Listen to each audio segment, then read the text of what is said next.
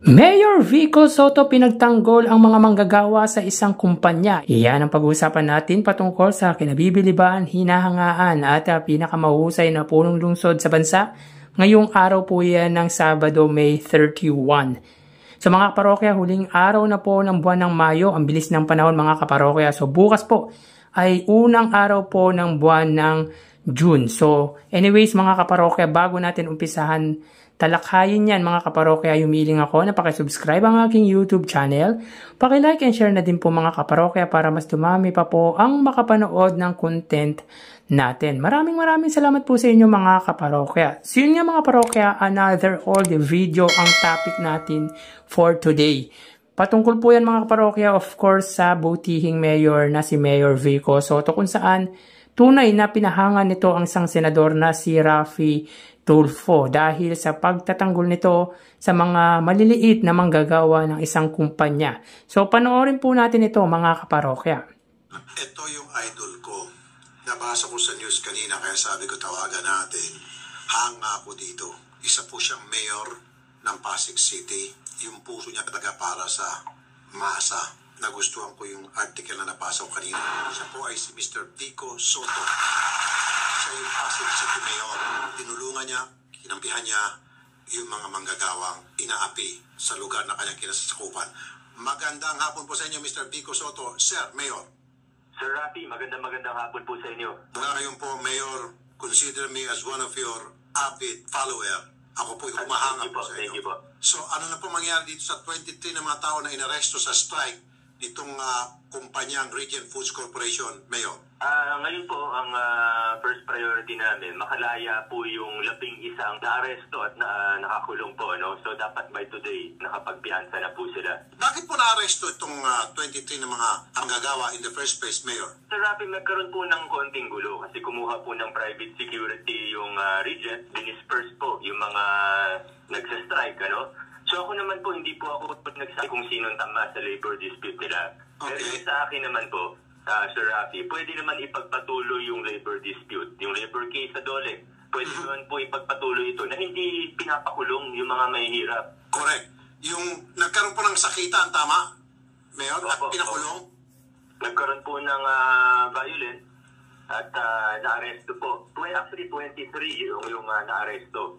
Yung isa nga po, tricycle driver lang na napadali. Okay. So nag-strike po itong mga manggagawa and they have the reason kung pato sila nag-strike. Siguro po hindi maayos yung pagtrato ng kumpanya.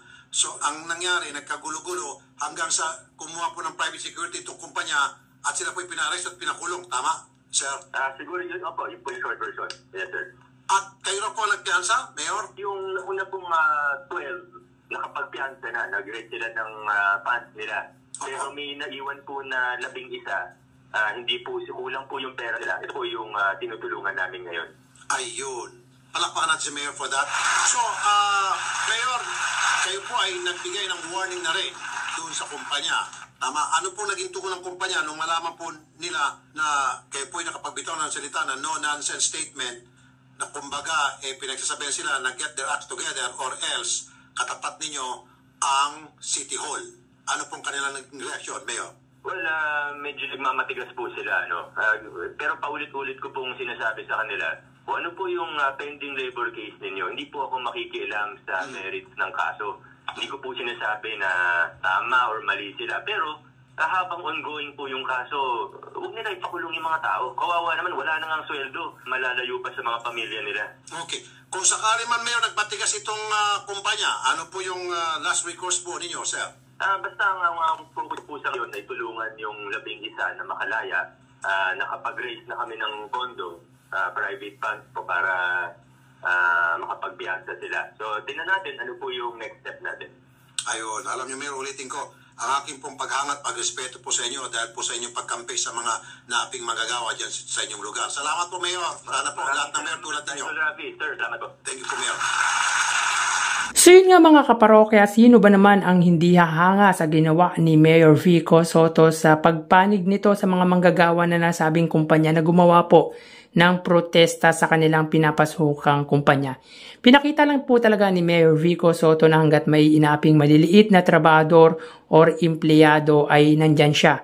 Handang tumulong, handang dumamay. Anyway, agree ako sa sinabi ni Mayor Vico Sotto dahil tama man o mali ang ginawa na pag-aalsa o rally ng mga empleyado ng naturang kumpanya ay huwag ipakulong ang mga ito sapagkat kawawa naman dahil wala nang sweldo na natatanggap ay malalayo pa po sa kanilang pamilya. Grabe ang sinseridad ni Mayor Vico Sotto sa mga laborer or manggagawa. Pero totoo yan mga kaparokya, may mga kumpanya talaga na mapang-abuso, yung tipong maliit ang tingin sa mga empleyado nila. Siyempre bilang manggagawa, kapag alam mong naaabuso ka or naabuso kayo ay normal lang po na umalma kayo dahil may nakikita kayong mali at karapatan nyo po yun. And according to Mayor Vico Sotto mga kaparokya, wala naman daw po silang pakialam sa labor dispute or yung tinatawag na disagreement between the employer and employee. Wag lang daw po ipakulong ang mga ito kung kaya tinulungan ito ang 11 iba pa para mapiyansahan or makalabas po sa kulungan. So, yun nga mga kaparokya, 23 na employees ang napakulong po ng nasabing kumpanya. By the way, hindi na po natin sasabihin ang kumpanya dahil narinig naman po natin sa video kung anong kumpanya po yun. Anyway, talagang pinahanga po ni Mayor Vico Sotto ang senador na si Raffy Tulfo dahil sa ginawa nitong tulong at pagkampi sa maliliit na manggagawa or maliliit na empleyado ng nasabing kumpanya. He is really a great leader. Talagang nasa side siya ng maliliit at mahihirap na pamilya. Which is, sabi nga ni Raffy Tulfo mga kaparokya, sana tularan ng iba pang mayor. Well, kami rin po humihiling na sana tularan po si Mayor Vico Sotto ng iba pang politiko, ng ibang namumuno sa ibang syudad. So hanggang dito na lang po tayo mga kaparokya. Mag-iingat po tayo palagi. Thank you and God bless.